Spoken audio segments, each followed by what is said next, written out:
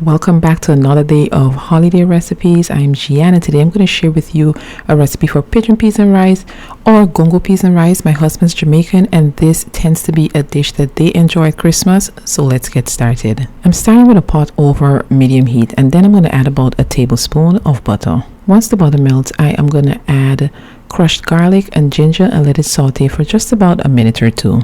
Then I'm going to add in the pigeon peas. I'm also going to add water, thyme, scallion, and pimento. Now I'm using canned peas for this recipe because I could not find dried pigeon peas, but if you are using dried pigeon peas, then it's best to let it soak overnight. It does shorten the cooking time. I added chicken bouillon for extra flavor, but this is totally optional. I'm going to let this come to a boil and let it cook for just a few minutes in all of those seasonings, but not for too long or else the peas will become too soft. Now it's time to add in the coconut milk and the scotch bonnet pepper. I'm also going to add a pinch of salt, and I'm going to let this simmer for a few minutes before adding my rice, which has been washed a few times, just until the water is clear. I'm going to bring this to a boil and then lower the heat. You want this to basically steam, so I'm going to lower the heat to the lowest setting, put the cover on the pot, and allow this to cook. Now if the rice needs extra liquid because the liquid has dried up but the rice is still hard, just add a little at a time. I'm using long grain rice. This took about 25 minutes or so,